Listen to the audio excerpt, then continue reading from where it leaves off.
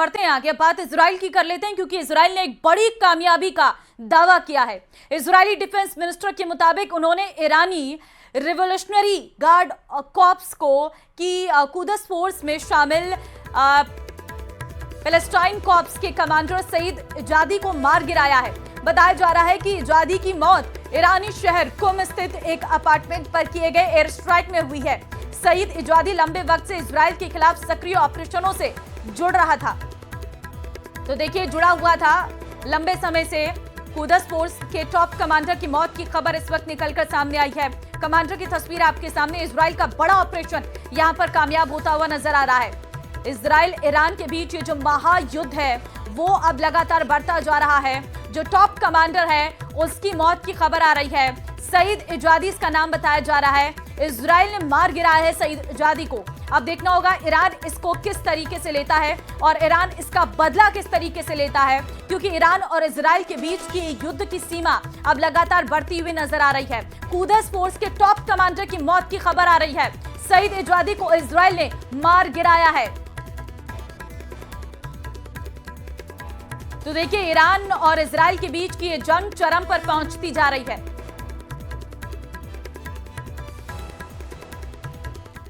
सूत्रों का दावा है कि ईरान से जारी जंग के बीच इजराइल के प्रधानमंत्री नेतन्याहू पूरे लाव लश्कर साथ पहुंच गए हैं, जहां उन्होंने रक्षा मंत्री, आईडीएफ चीफ समेत बड़े सैन्य अफसर के साथ राष्ट्रपति ट्रंप से मुलाकात की और ईरान में तबाही का भीषण प्लान तैयार किया। देखिए रिपोर्ट।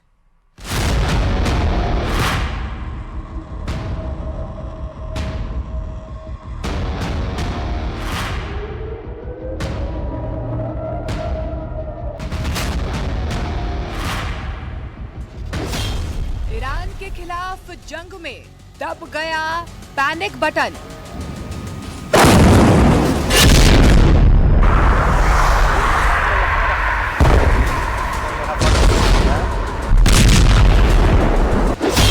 अमेरिका में बन गया खामनेई के खात्मे का प्लान।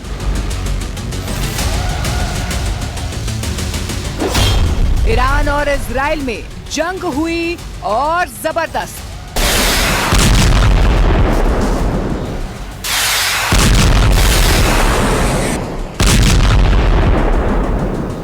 ईरान से जंग के बीच अब अमेरिका की एंट्री हो चुकी है।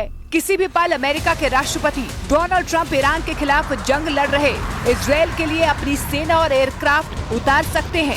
ऐसा इसीलिए क्योंकि यरूशलेम पोस्ट की रिपोर्ट के मुताबिक ईरान से जारी जंग के बीच इजराइल के प्रधानमंत्री बेंजामिन नेतन्याहू पहली बार अमेरिका पहुंचे।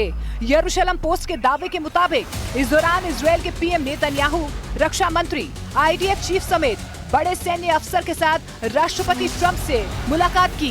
ये मुलाकात ऐसे वक्त में हुई है जब अमेरिका ये विचार कर रहा है कि क्या वो ईरान के खिलाफ इजराइल के सैन्य अभियानों में शामिल हो।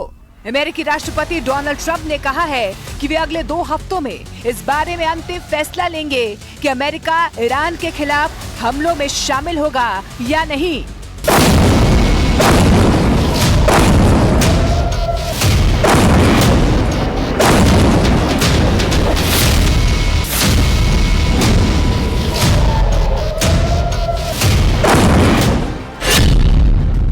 अमेरिका ने ईरान से जुड़े 20 संगठनों, 5 ईरानी नागरिकों और 3 जहाजों पर प्रतिबंध लगाकर ये ऐलान कर दिया है कि वो ईरान के खिलाफ इजराइल के साथ है।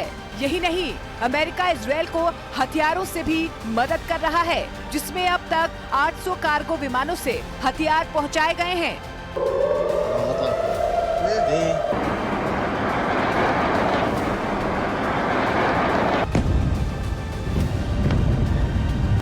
यानी ईरान के खिलाफ इस भीषण जंग में अमेरिका ने अपनी ताकत झोंकनी शुरू कर दी है। अमेरिका और इजराइल दोनों चाहते हैं कि ईरान कभी भी परमाणु हथियार हासिल ना कर पाए, इसीलिए दोनों देश मिलकर ईरान के खिलाफ भीषण जंग की प्लानिंग में जुट गए हैं।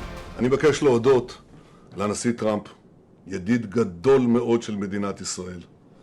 אני מודה לו על ההתייצבות לצידנו, אני מודה לו על התמיכה שארצות הברית מסייעת לנו בהגנה על שמי ישראל.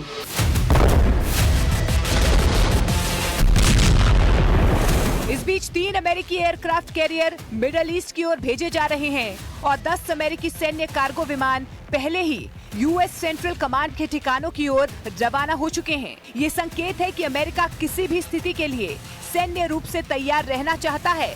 इजरायल ईरान जंग में अमेरिका हर समय इजरायल के साथ खड़ा है।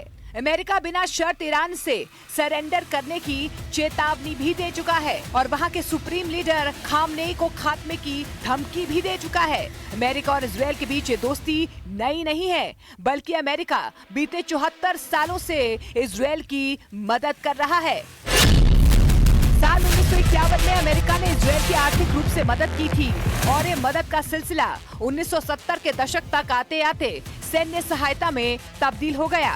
साल 1971 में अमेरिका की तरफ से इजरायल को दी गई सैन्य सहायता बढ़कर $3.20 बिलियन हो गई, जबकि आर्थिक सहायता $0.33 बिलियन थी। बाद में साल 2008 के बाद इजरायल की दी जाने वाली आर्थिक सहायता करीब करीब खत्म हो गई, जबकि सैन्य सहायता वैसी ही रही। साल 2024 तक आते आते इजरायल को दी जाने वाली सैन्य सहायता $6.64 बिलियन तक पहुंच गई, जबकि आर्थिक सहायता सिर्फ $0.01 बिलियन थी।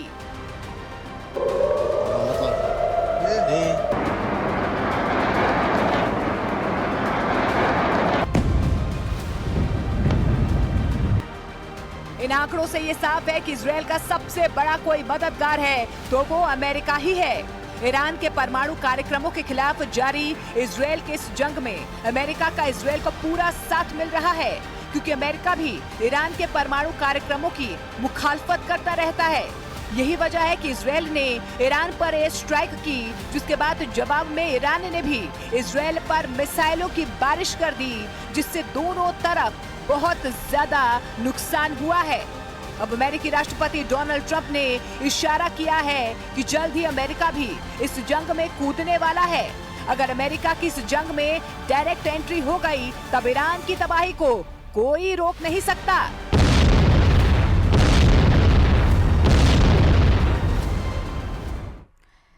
ईरान की मिसाइलें एक बार फिर इजराइल में आग बरसा रही हैं। तेल अवीव से लेकर नेगेव तक खामेनेई की सेना इजराइल पर भीषण हमले कर रही है। इन हमलों में इजराइल के आम इलाकों से लेकर टेक्नोलॉजी हब को टारगेट किया गया है। ये रिपोर्ट देखिए।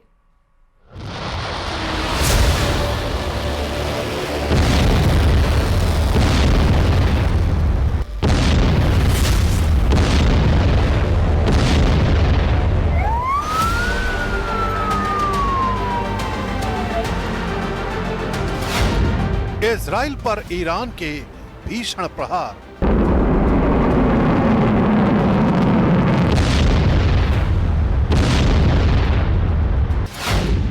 आईटी पार्क और एयरबेस पर ईरान का हमला।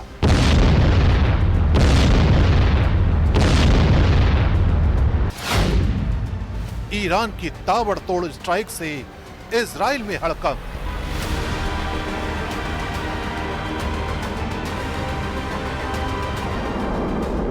ईरान ने एक बार फिर इजराइल के खिलाफ अपना मिसाइल मोर्चा खोल दिया है। इस बार निशाना बने हैं टेक्नोलॉजी और सिविल इलाके। बेरशेवा के नेगेव टेक पार्क के पास एक मिसाइल गिरने से जबरदस्त धमाका हुआ। वीडियो फुटेज में साफ दिखाई दे रहा है कि कैसे गाड़ियां जलकर राख हो गईं और ऊंची इमारतों की दीवारें चटक गईं।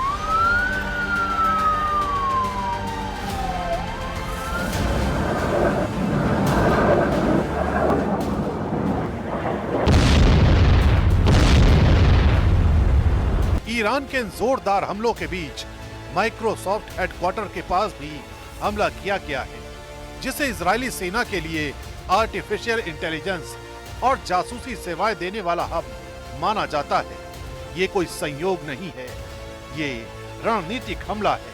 सिर्फ एक दिन पहले एक मिसाइल ने बेरशेवा के सबसे बड़े अस्पताल को भी नुकसान पहुंचाया था, और अब एक बार फिर ईरान की वॉर मशीन ने इजराइल के इंफ्रास्ट्रक्चर और आम नागरिकों को निशाना बनाना शुरू कर दिया है।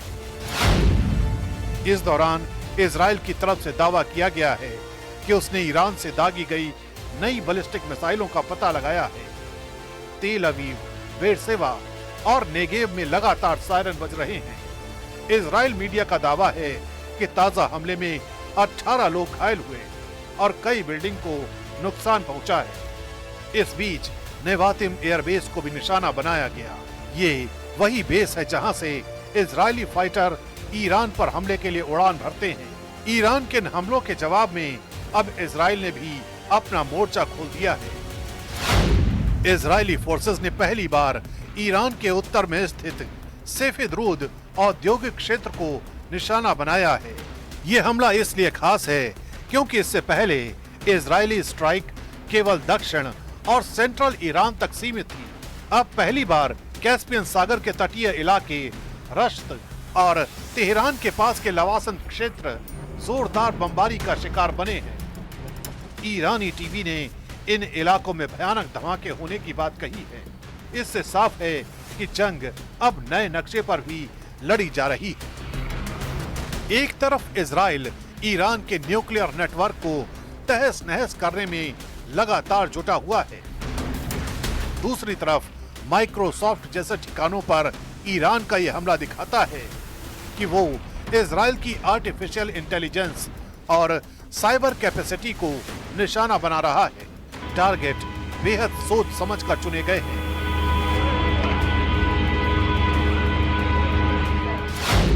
टेक्नोलॉजी, हेल्थ केयर और एयरबेस यानी इजराइल के सामरिक ताकत की धमनियों पर हमला हो रहा है। ईरान ने अब ये साफ कर दिया है कि वो पीछे नहीं हटेगा और ये लड़ाई सिर्फ बॉर्डर पार नहीं, हर स्क्रीन और सायरन पर लड़ी जाएगी।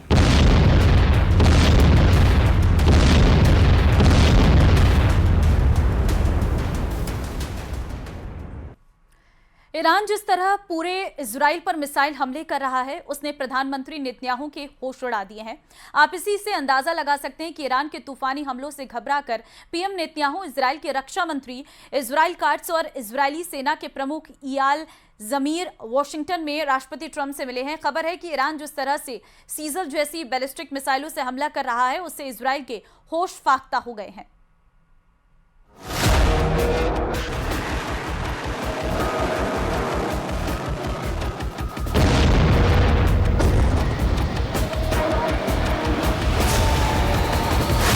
ईरान का सेजिल मिसाइल से हमला, कतर से भागे अमेरिका के 40 जेट। ईरान की सेजिल बैलिस्टिक मिसाइल ने तेल अवीव और हाइफा में धुआं कर दिया है। ईरान के हमलों को देखते हुए ट्रंप तक चकरा गए हैं। यही वजह है कि ईरान को चारों तरफ से घेरने में जुटे अमेरिका के 10 अड्डों पर ईरान भीषण हमले की तैयारी कर रहा है।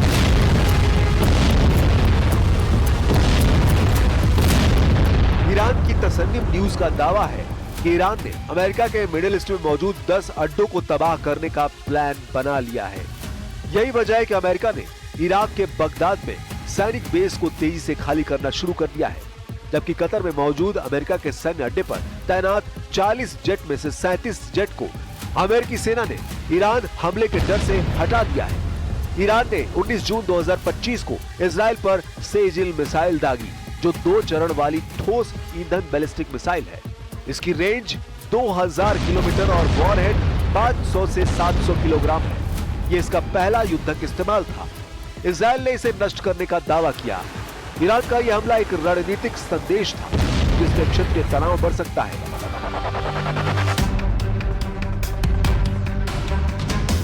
हालांकि 19 जून 2025 को ईरान की Islamic revolutionary guard corps IRGC ने इजराइल पर एक मध्यम दूरी की बैलिस्टिक मिसाइल सेजिल दागी थी। ईरान का दावा है कि यह मिसाइल ऑपरेशन ट्रू प्रॉमिस 3 का हिस्सा थी, जिसके तहत उसने इजराइल के सैन्य ठिकानों को निशाना बनाया। अब आप जरा इस मिसाइल की खासियत जान लीजिए। 2011 में ईरान द्वारा प्रकाशित आंकड़ों और अन्य विश्वसनीय स्रोतों के मुताबिक सेजिल मिसाइल की मुख्य विशेषताएं बेहद खास है। सेजिल मध्यम दूरी की बैलिस्टिक मिसाइल यानी MRBM है। सेजिल 2 चरण वाली है, जिसमें वॉरहेड यानी विस्फोटक हिस्सा अलग हो सकता है। लॉन्च का तरीका ऊर्ध्वाधर वर्टिकल है, लेकिन परिवर्तनशील कोण पर भी दागी जा सकती है। अधिकतम दूरी इसकी 2000 किलोमीटर, कुछ स्रोतों में 2400 से 2500 किलोमीटर तक का भी दावा किया गया है। सेजिल का वजन 23,623 किलोग्राम यानी लगभग 23.6 टन है।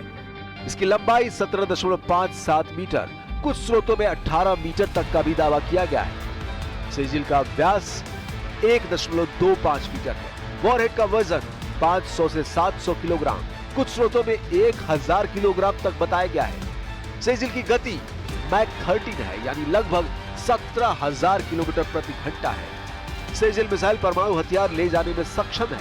हालांकि ईरान का दावा है कि यह केवल पारंपरिक विस्फोटकों के लिए है। इधर ईरान और इजराइल की भीषण जंग ने दुनिया को बांटना शुरू कर दिया है।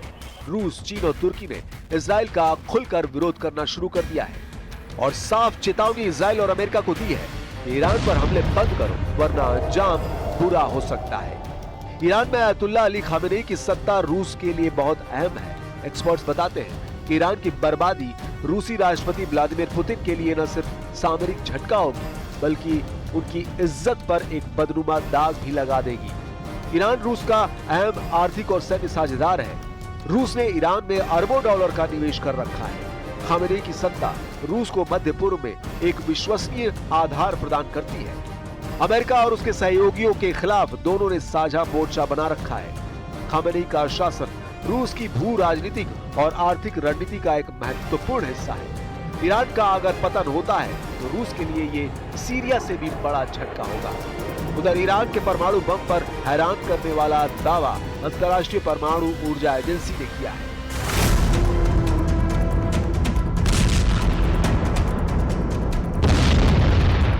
अंतर्राष्ट्रीय परमाणु ऊर्जा एजेंसी यानी IAEA ने 19 जून को कहा कि ईरान परमाणु हथियार बनाने की कोशिश कर रहा है।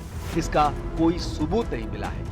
IAEA के डायरेक्टर राफेल ग्रासी ने अल जजीरा को इंटरव्यू में ये ताजे दावे किए हैं। ऐसे हालात में सवाल उठता है तो फिर अमेरिका की शह पर इजराइल ईरान पर खूनी हमले क्यों कर रहा है?